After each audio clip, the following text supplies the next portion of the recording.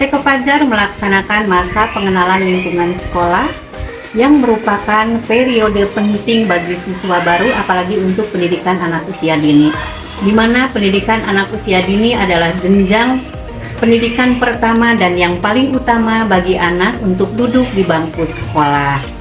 Dan MPLS ini untuk menciptakan kesan pertama peserta didik dalam beradaptasi dengan lingkungan baru.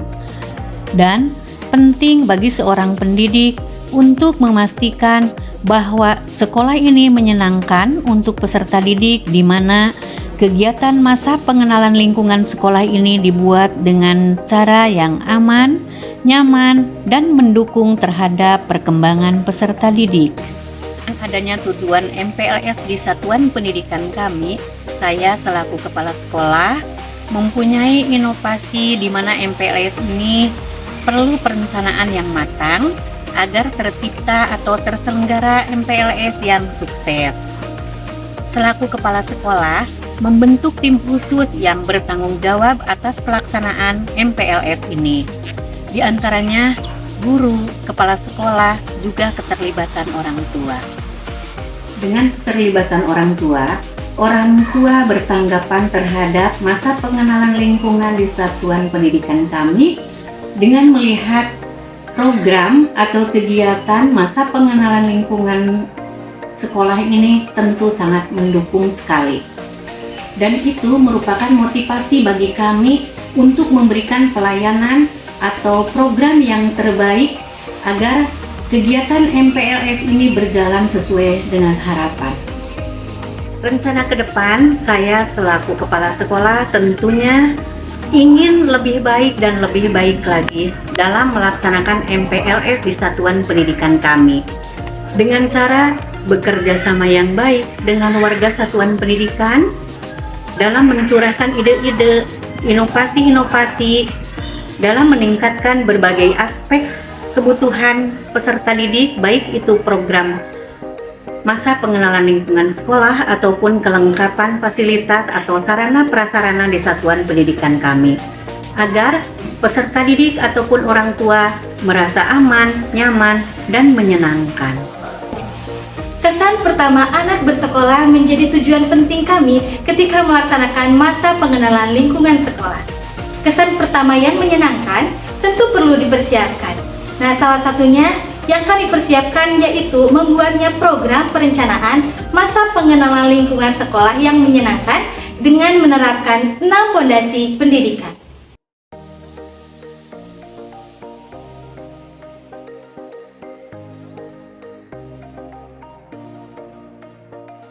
Dengan fokus menerapkan MPLS yang menyenangkan, tentu menjadi sebuah tantangan tersendiri bagi saya sebagai pendidik, di mana MPLS menyenangkan juga berupaya untuk menciptakan lingkungan belajar yang positif bagi guru dan peserta didik.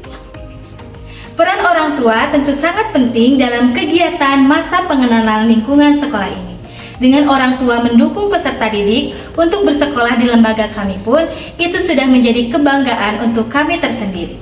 Dan kepercayaan itu pun tentu kami sebagai pendidik berusaha memberikan yang terbaik dengan berkolaborasi aktif bersama orang tua dan peserta didik.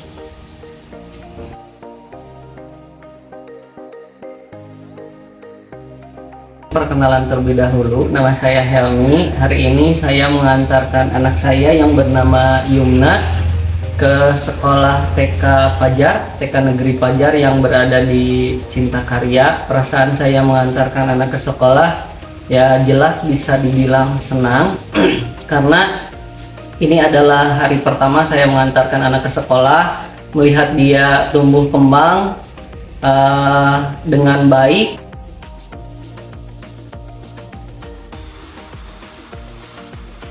Untuk melihat sejauh ini perkembangan anak-anak di SD, memang bisa dibilang tidak sedikit anak yang belum bisa baca, tulis, dan hitung. Tapi tentunya itu merupakan proses pembelajaran. Jadi pembelajaran, saya sadar bahwa pembelajaran tidak hanya di sekolah saja, kita juga sebagai orang tua harus bisa mengajari anak di rumah. Pembelajaran di sekolah hanya mungkin untuk TK 1 sampai 4 jam. Ya, selebihnya anak yang penting senang dulu dalam proses pembelajaran. Nanti terkait calistung dan lain sebagainya bisa kita kaji bersama bagaimana anak belajar di sekolah dan belajar di rumah, seperti itu. Untuk kekhawatiran ya memang khawatir anak tidak bisa membaca, menghitung dan lain sebagainya, tapi ya saya rasa hal tersebut tidak perlu dikhawatirkan berlebihan, karena hal tersebut bisa dicarikan solusinya ketika anak tidak bisa baca, tulis, dan hitung.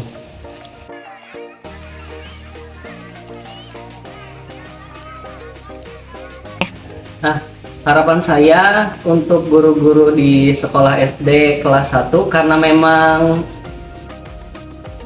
anak transisi dari PAUD ke SD itu kan lingkungannya berbeda gitu. Dia bisa bertemu dengan anak-anak yang jauh lebih besar, karena tingkatannya itu kan 1 sampai 6. Otomatis ya anak pasti merasa memiliki mental pergaulan yang bisa dibilang mengagetkan. Jadi harus bergaul dengan anak yang jauh lebih besar. Nah, hal tersebut mungkin harapan saya untuk guru-guru SD terkait transisi dari PAUD ke SD. Jadi anak dibedakan untuk anak-anak kelas 1 karena itu kelas rendah, mungkin dia sedikit demi sedikit diberikan sosialisasi terhadap anak-anak kelas rendah terlebih dahulu.